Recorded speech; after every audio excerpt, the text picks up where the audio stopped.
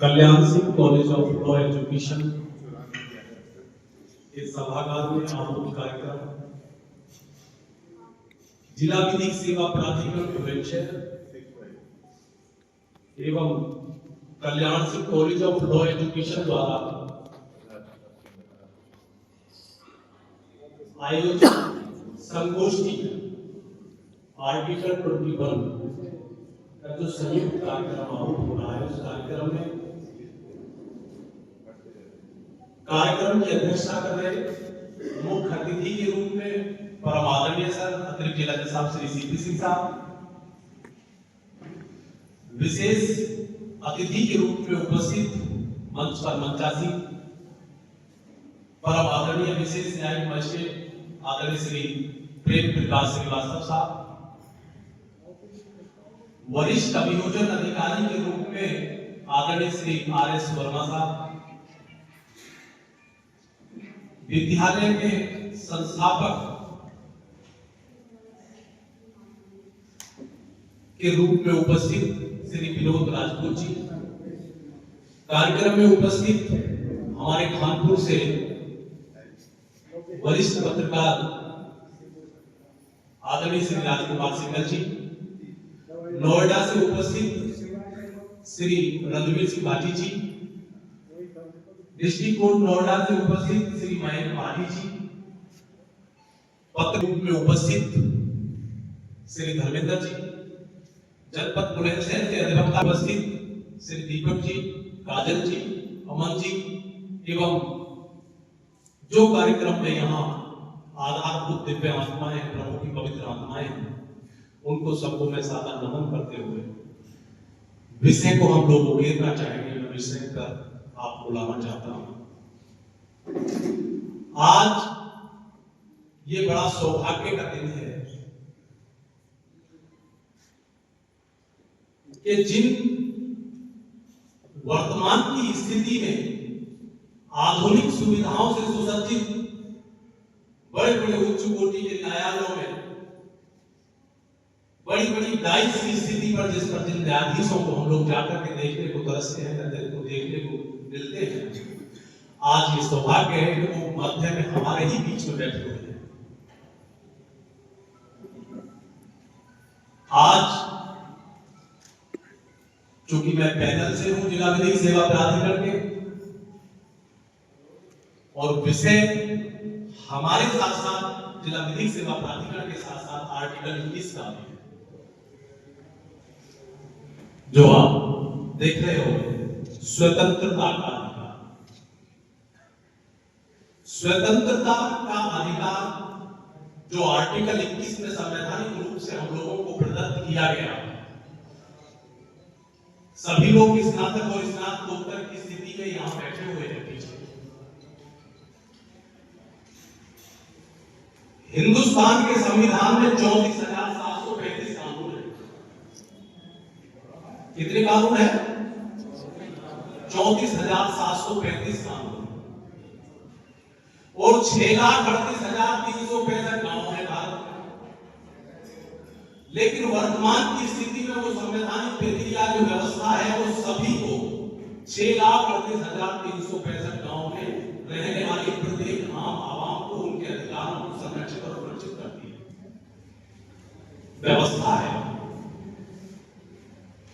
ये व्यवस्था देश की है, लेकिन यदि इसी को हम लोग वापस ला करके घर में अगर लागू करें, घर की स्थिति को यदि देखें, तो जो संवैधानिक प्रक्रिया देश को संचालित करती है, किसी भी परिस्थिति में हम भी उन्हीं मर्यादाओं को, उन्हीं सामंजस्यता को, उन्हीं स्थितियों को, व्यवस्थाओं को हम लोग अगर जीवन में ढाल लेते हैं पारिवारिक रूप से, तो निश्चित रूप से हम भी उन्हीं मर्यादित और संस्कारित जीवन को जीने स्थिति में आ जाए। अभी जब डिस्ट्रिक्ट कोर्ट से हम लोग चले थे तो रास्ते में बहुत सारे वाहन जाम की स्थिति पैदा कर दिया। लोग देखते होंगे जिस समय शासन अंग्रेजों का था यहाँ, तो जो सर्विस रोड हुआ करती थी, उस सर्विस रोड पे चलना निषेधित था आम आवाम का, उस पर कोई जा नहीं सकता था। यदि कोई चला गया तो उसका चालान हो जाता था, और आज वर्तमान की स्थिति में हम वो साहब भी बातचीत कर रहे थे कि आज वर्तमान की स्थिति ये है कि यदि पीछे चाहे कोई एडमिनिस्ट्रेटिव ऑफिसर हो, कोई मंत्री अगर जो पीछे हॉर्न दे रहा हो, तो एक बुग्गी रास्ते पे चलाने वाला बुग्गी, वो भी बुग्गी को साइड नहीं करेगा, वो अपनी स्थिति से साइड करेगा।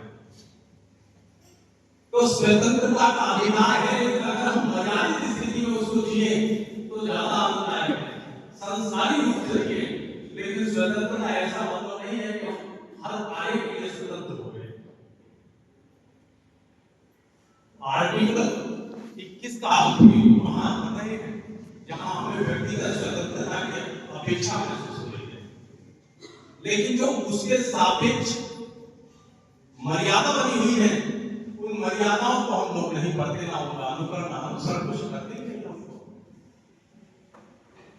इसके सापेक्ष चूंकि अब कार्यक्रम सेवा प्राधिकरण कायम है और यहाँ से जनपद न्यायाधीश महोदय के द्वारा विधिक सेवा प्राधिकरण और राष्ट्रीय विधिक सेवा प्राधिकरण में कार्यक्रम की वीडियोस और फोटोज जाते हैं यहाँ से, तो मैं जिला विधिक सेवा प्राधिकरण के विषय में अब आपको अवगत कराऊं।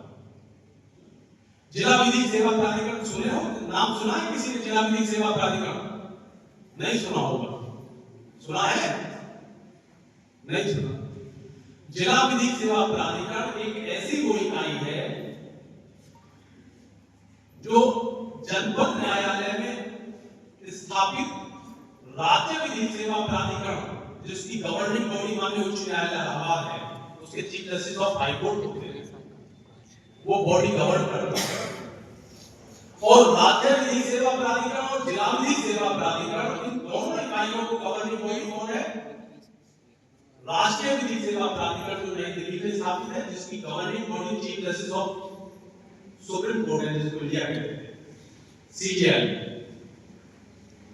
तो आप लोग जो यहाँ बैठे हैं, आपकी उपस्थिति जो अंकित होगी वो वर्तमान में जो हो रही है वो कहाँ है?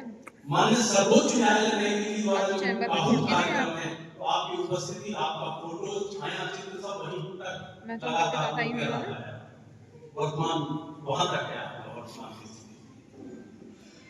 हमारा जो जिला विधिक सेवा प्राधिकरण परिषद है, उसके जो डिस्ट्रिक्ट जज साहब चेयरमैन है और पहले अभी तक पीडी के अतिरिक्त जिला जज साहब उसके सेक्रेटरी के रूप में काम करते थे, वर्तमान में अभी 3 दिन पहले से सिविल जज साहब थोड़ा सा टाइम मिल रहा है थोड़ा सा। और जिला विधिक सेवा प्राधिकरण की जो प्रक्रियाएं हैं उसके विषय में आपको अच्छा ठीक है। वर्तमान में आप लोग देख रहे होंगे मैट्रिमोनियल नाम सुना है? अरे तुम लॉ कर रहे हो, हाँ तो कुछ करे करो, ना करो। सुना है।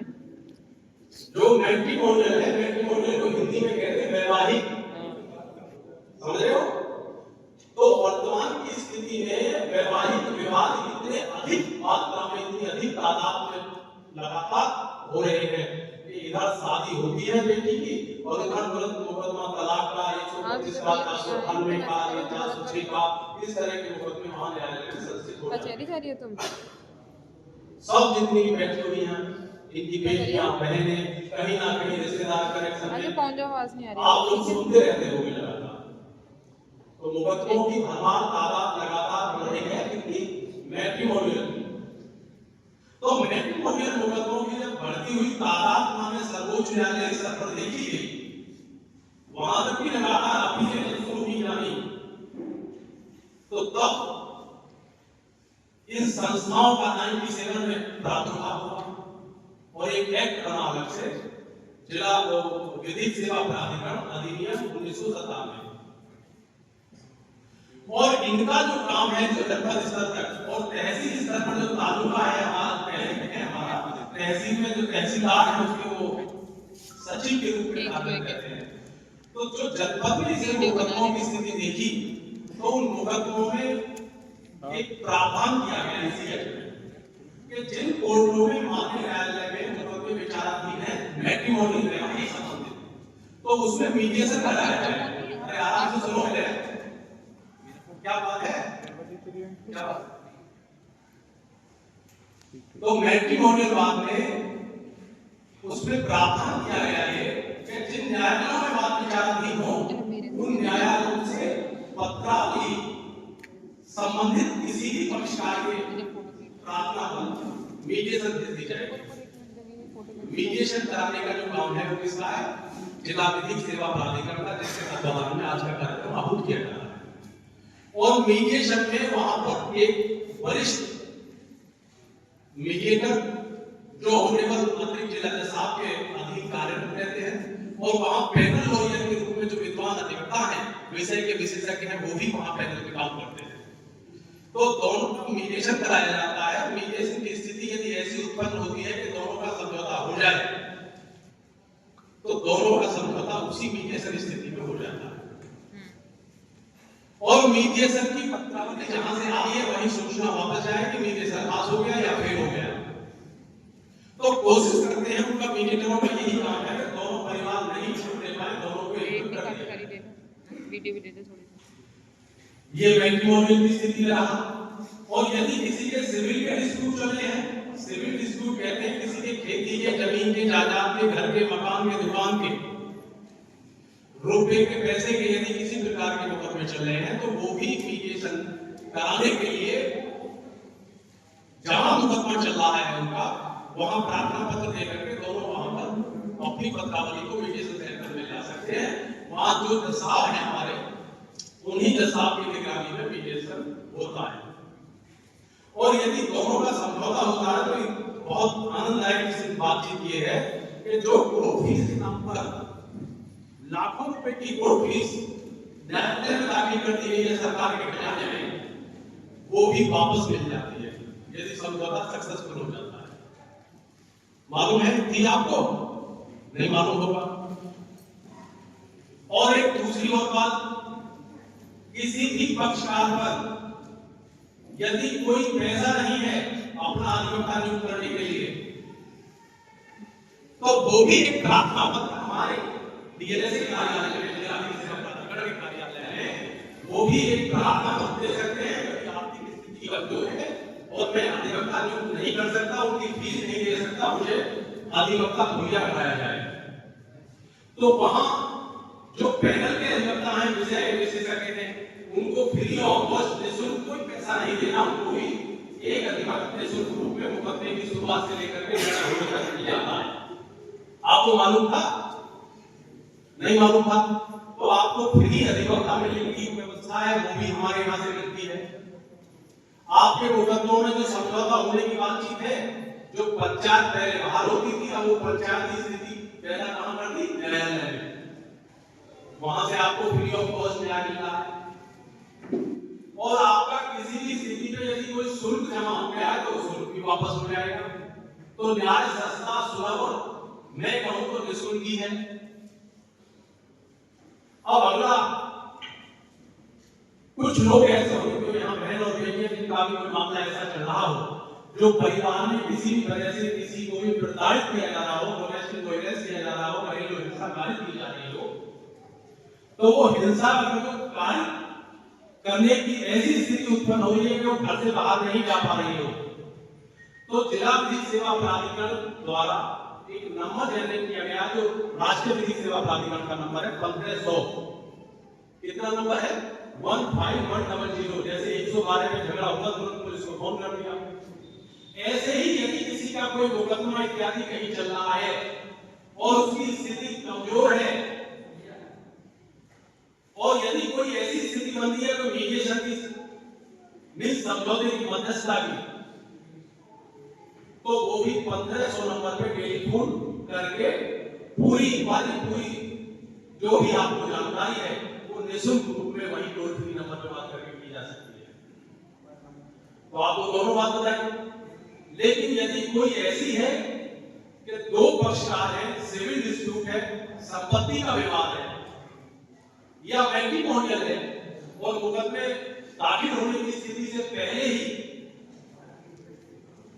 सीधे एडीआर भवन में व्यवस्था है की हुई प्री लिटिगेशन, तो प्री लिटिगेशन की व्यवस्था का भी लाभ उठाया जा सकता है। वहां प्रार्थना पत्र मूव कीजिए, वहां से आपको संबंधित जो दूसरा पक्षकार है उसको ड्रॉप कर लिया जाता है और उसको दोनों कम्युनिकेशन के माध्यम से विवाद अगर जो खत्म होने की स्थिति वाला होगा तो उसको विवाद को खत्म करा दिया जाता है। और एक सबसे बड़ी बात इसमें है कि मुकदमा का सिविल का है कभी खत्म नहीं होता।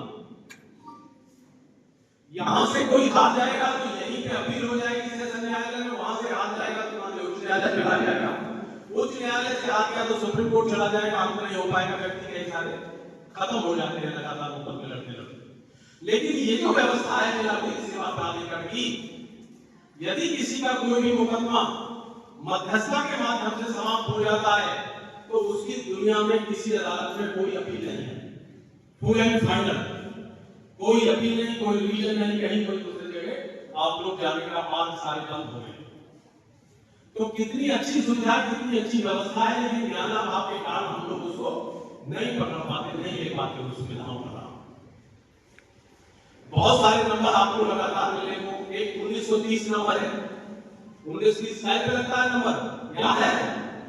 अगर हमारे मोबाइल में से यदि किसी ने कोई साइबर फ्रॉड कर दिया तो 1930 से तुरंत कॉल करो तत्कालिक रूप से, तो उसका जो पैसा है वो वहीं होल्ड हो जाता है और ऑनेबल कोर्ट के समक्ष जाकर के जो एफआईआर की सर्टिफाई एफआईआर कराओ और सीधे वहां रिलीज प्रार्थना पत्र बुक करो, जो होल्ड अमाउंट है वो आपके खाते में वापस आ जाएगा। तो 1930 की व्यवस्था है, लेकिन ज्ञान अभाव के कारण इसको भी नहीं ले पाते, हम इसका लाभ नहीं ले पाते। इसी प्रक्रिया में बहुत सारे मामले हैं जो बैंक से लोन ले लेते हैं परिवार। भारत में मैक्सिमम स्थिति में लोन की व्यवस्था बड़ी खतरनाक है और लोन अदा नहीं हो पाता और ब्याज की स्थिति के बढ़ती चली जाती है, तो लास्ट मोमेंट में स्थिति को देखते हुए बहुत सारे किसान वगैरह समाज हत्या करने को मजबूर हो जाते हैं, डिप्रेशन में चले जाते हैं, सारी व्यवस्थाएं खत्म हो जाती हैं, आय के स्रोत समाप्त हो जाते हैं, तनावग्रस्त स्थिति में आ जाती है पूरा परिवार की व्यवस्था। तो ऐसी स्थिति में एक ओटीएस प्रक्रिया होती है, वन टाइम सेटलमेंट कहते हैं इसे हिंदी में, वन टाइम सेटलमेंट और हिंदी कहेंगे एक मुश्त समाधान योजना। तो उसके लिए यदि कोई ऐसी स्थिति बनेगी तो वो भी प्रार्थना पत्र जिला विधिक सेवा प्राधिकरण के पटल पर देकर के वहां से जो संबंधित बैंक है उसको नोटिस, उसे कम्युनिकेशन किया जाता है और ऑनलाइन जैसा वहां से नोटिस जारी करके दूसरे पक्षकार को जो हर तीसरे महीने लोक अदालत लगती है वहां उसको लोक अदालत के माध्यम से उसी दर्ज मुकदमे को समाप्त करा करके ओटीएस प्रक्रिया का लाभ दिलवा सकता है। थोड़ी सी रकम के माध्यम से आप कर्ज मुक्ति हो जाती है। इसी प्रकार की प्रक्रियाएं हैं हमारे मध्य में जो आरएस वर्मा साहब हैं, जो वरिष्ठ अभियोजन अधिकारी हैं, सरकार की अनुमति श्री वर्मा साहब, हम लोगों ने प्राइवेट लोगों की ज्यादा की है, आप जैसे लोग, तो वो सरकार की कैसी कैसी व्यवस्थाएं हैं उसके विषय पे हमको अवगत कराएंगे। उनकी विद्वत्ता की स्थिति लगातार आप लोगों को अभी सुनने को आपको मिलेगी और जो वर्तमान की व्यक्तित्व परिलक्षित होता है, तो मैं खुद कह सकता हूं कि आपने एपीओ के रूप में यहाँ एसपीओ के रूप में, पहले एपीओ के रूप में थे और बाद में एसपीओ के रूप में यहाँ पे पदासीन रहते हुए जो स्थिति इन्होंने उकेरी है, तो आप उसी से अभी हमको अनुभूत कराएंगे और इन्हीं कामनाओं के साथ, इन्हीं उम्मीद इच्छाओं के अपेक्षाओं के साथ कि जो कार्यक्रम आज वर्तमान की स्थिति में यहाँ पर आहूत आदरणीय श्री विनोद राजपूत जी संस्थापक महोदय के द्वारा जो आहूत किया गया है, इसमें जो भी उपस्थित आम जनमानस, सारे जो भी विद्वान जन है, मेरे जितने भी छात्र छात्राएं हैं यहाँ पर जो भी यहाँ उपस्थित आए, इनका सभी का हृदय से आभार व्यक्त करते हुए यही अपेक्षा जाहिर करूंगा कि पुनः भविष्य के रूप से ऐसी संगोष्ठियां, ऐसी व्यवस्थाएं, ऐसे कार्यक्रम आहूत होते रहे, जिससे जन जागृति स्थापित रहेगी, क्योंकि कॉलेज की लौका है, कानूनी व्यवस्थाओं की, कानूनी प्रक्रियाओं की हम लोगों के माध्यम से जानकारी जनरेट यदि होती रहेगी, तो बच्चों के साथ साथ प्रशिक्षुओं के साथ साथ यहाँ का जो आम आवाम है वो भी, उसका भी जो दूरगामी परिणाम है वो भी बहुत अच्छे परिलक्षित होंगे। इन्हीं कामनाओं के साथ जय हिंद, जय भारत।